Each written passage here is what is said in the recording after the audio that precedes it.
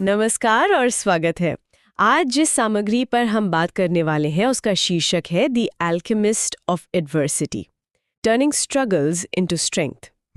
अब ये नाम सुनकर तो लगता है कि कोई सेल्फ हेल्प किताब होगी। बिल्कुल, पहली नजर में तो यही लगता है। पर इसमें कुछ ऐसे विचार हैं जिन पर गहराई से बात करना मुझे लगता है बहुत जरूरी है। तो आज हमारा मिशन सिर्फ इन विचारों को दोहराना नहीं है, बल्कि ये समझना है कि ये जो फलसफा है मुश्किलों को ताकत में बदलने का, ये असल में काम कैसे करता है। हाँ, और कहाँ इसकी सीमाएं हो सकती हैं। सही है। इसकी शुरुआत ही एक बहुत दमदार दावे से होती है जो मुझे लगता है कई लोगों को अपनी कहानी लगेगी। इसमें लिखा है, अगर आज आपकी जिंदगी में सब कुछ गलत चल रहा है, मेहनत पूरी है, नीयत साफ है, फिर भी नतीजा शून्य है, तो हो सकता है जिसे आप आज अपनी सबसे बड़ी समस्या समझ रहे हो, वही समस्या आपकी जिंदगी की सबसे बड़ी ताकत बनने वाली हो। बिल्कुल। ये लाइन उम्मीद तो बहुत देती है, पर सवाल ये है कि ये सिर्फ एक अच्छी लगने वाली बात है या इसके पीछे कोई सच्चाई भी है। ये एक बहुत जरूरी सवाल है।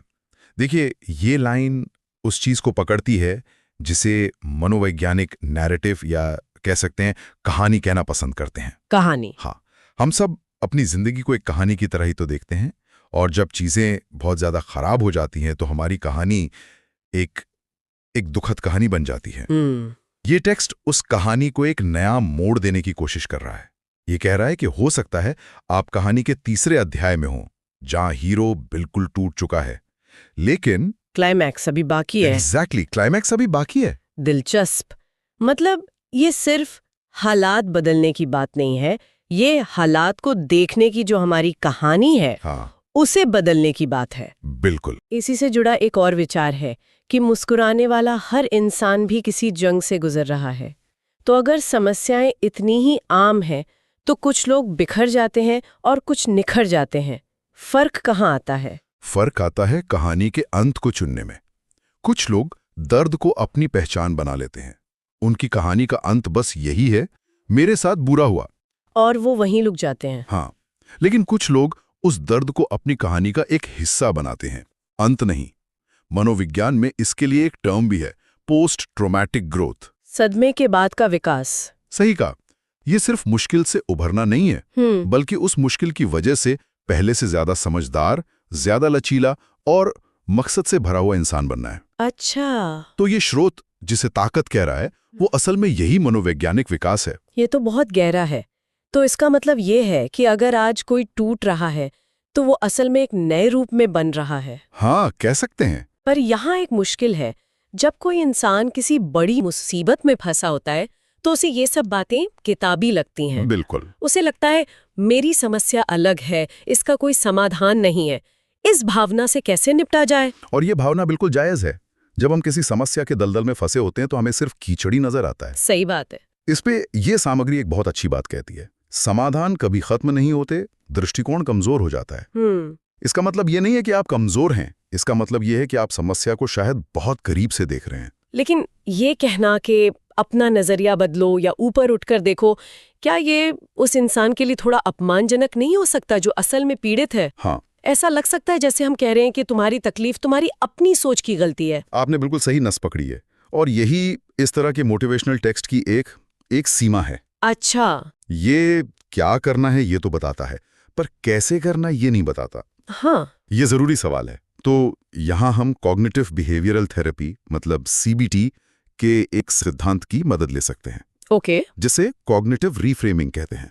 इसका मतलब है जानबूझकर अपने नेगेटिव विचार को एक कागज पे लिखना और फिर एक जासूस की तरह उसके खिलाफ सबूत ढूंढना। जैसे अगर विचार है मैं कभी सफल नहीं हो सकता, तो आप उन मौकों को लिखते हैं जब आप छोटे मोटे कामों में सफल हुए थे। अच्छा, छोटे छोटे काम भी? हाँ, ये आपकी सोच के दायरे को जबरदस्ती चौड़ा करता है।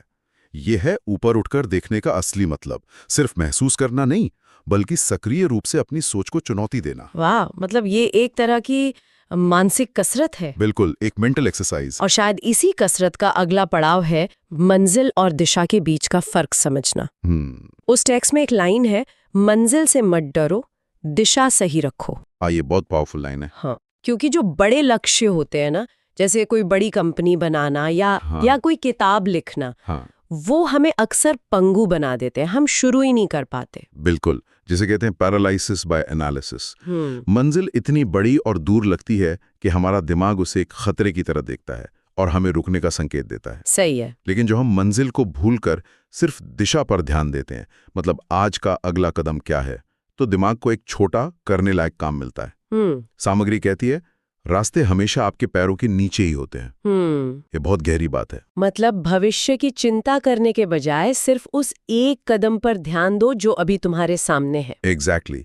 एक एक कदम सही दिशा में रखते जाओ, रास्ता खुद ब खुद मंजिल तक पहुंच जाएगा। ये मुझे बड़ी कंपनियों की स्ट्रैटेजी की याद दिलाता है। अच्छा? उनका एक 10 साल का विजन होता है जो उनकी मंजिल है, लेकिन वो काम करते हैं तिमाही लक्ष्यों पर जो उनकी दिशा है। एकदम सही। हर 3 महीने में वो बस अगला सही कदम उठाते हैं। शायद जिंदगी भी ऐसे ही काम करती है। बिल्कुल सही एनालॉग है। ये बड़े लक्ष्य के बोझ को छोटे मैनेजेबल हिस्सों में तोड़ लेने का एक मानसिक मॉडल है। और जब आप इस तरह अकेले अपनी दिशा में चल रहे होते हैं तो अक्सर आप खुद को भीड़ से अलग पाते हैं। हाँ। और यहीं पर एक और दिलचस्प विचार सामने आता है। हाँ, सफलता और अकेलेपन का रिश्ता। इसमें लिखा है आसान रास्तों पर हमेशा भीड़ चलती है, लेकिन भीड़ कभी इतिहास नहीं बनाती। ये सुनने में तो अच्छा लगता है, पर अकेलापन तो बहुत दर्दनाक हो सकता है। क्या ये स्रोत अकेलेपन को ज्यादा रोमांटिक नहीं बना रहा? ये एक बहुत जरूरी सवाल है और यहाँ हमें इस टेक्स्ट की एक और कमी नजर आती है। क्या? ये अकेलेपन, जिसे हम लोनलीनेस कहते हैं, और एकांत, जिसे सॉलिट्यूड कहते हैं, उसके बीच फर्क नहीं करता। अच्छा, ये दोनों अलग हैं। बहुत अलग। अकेलापन एक नेगेटिव अवस्था है जहां आप दूसरों से जुड़ना चाहते हैं पर जुड़ नहीं पाते। यह मानसिक स्वास्थ्य के लिए हानिकारक है। और एकांत? एकांत एक पॉजिटिव अवस्था है जिसे आप खुद चुनते हैं, कुछ सोचने के लिए, कुछ बनाने के लिए, या खुद को बेहतर ढंग से जानने के लिए। तो जब ये स्रोत कहता है कि अगर आप आज अकेले हो तो ये तैयारी का समय है, तो उसका मतलब असल में एकांत से है। बिल्कुल। उसका मतलब है कि जब बाहरी शोर शराबा कम हो तो उसे अपनी भीतरी आवाज सुनने के मौके की तरह इस्तेमाल करो। न्यूटन ने गुरुत्वाकर्षण के सिद्धांत के बारे में तब सोचा जब वो प्लेग की वजह से एकांत में थे। कई कलाकार, वैज्ञानिक अपना बेहतरीन काम एकांत में ही करते हैं। सही। तो यह टेक्स्ट आपको दुखी और अलग थलग होने के लिए नहीं, बल्कि स्वेच्छा से एकांत को एक टूल की तरह इस्तेमाल करने के लिए प्रोत्साहित कर रहा है। लेकिन हाँ, इसे ये फर्क साफ तौर पर बताना चाहिए था, और शायद इसी एकांत में खुद पर भरोसा पैदा होता है। एक लाइन है, जिस दिन आपने खुद पर भरोसा कर लिया उस दिन दुनिया आप पर भरोसा करना शुरू कर देगी। ये एक तरह का catch-22 जैसा लगता है। भरोसा आए कहाँ से जब कुछ भी सही नहीं हो रहा हो? देखिए, भरोसा नतीजों से नहीं बल्कि कोशिशों से आता है। अच्छा। ये टेक्स्ट यही समझाने की कोशिश कर रहा है। जब आप दिशा पर ध्यान देते हैं, मंजिल पर नहीं, तो आप हर दिन एक छोटा कदम उठाते हैं। हर कदम आपको ये सबूत देता है कि आप सक्षम हैं, और यही 100 छोटे छोटे सबूत मिलकर आत्मविश्वास की बड़ी इमारत बनाते हैं। मतलब ये बाहर से नहीं आता? नहीं, ये आपके रोज के छोटे छोटे एक्शन से अंदर पैदा होता है। दुनिया तो बस उस अंदरूनी भरोसे का आईना होती है। और इस सफर में असफलता तो निश्चित है, हम सब उससे डरते हैं। हाँ। इस पर सामग्री का नजरिया काफी अलग है। ये कहती है असफलता आपको रोकने नहीं आती, असफलता आपको सिखाने आती है। ये विचार स्टैनफोर्ड की मनोवैज्ञानिक कैरल ड्वेक के ग्रोथ माइंडसेट के कॉन्सेप्ट से सीधा जुड़ता है। Growth mindset? हाँ। ड्वेक कहती हैं कि 2 तरह की मानसिकता होती है। एक फिक्स्ड माइंडसेट जो मानता है कि हमारी काबिलियत पत्थर की लकीर है, और दूसरी ग्रोथ माइंडसेट जो मानता है कि हम कोशिश करके कुछ भी सीख सकते हैं। तो फिक्स माइंडसेट वाले लोग असफलता को अपनी पहचान पर हमले की तरह देखते हैं। मैं फेल हो गया, मतलब मैं एक फेलियर हूं। जबकि ग्रोथ माइंडसेट वाले लोग वो असफलता को डेटा की तरह देखते हैं। डेटा की तरह? हाँ, ये तरीका काम नहीं किया, अब मुझे दूसरा तरीका आजमाना चाहिए।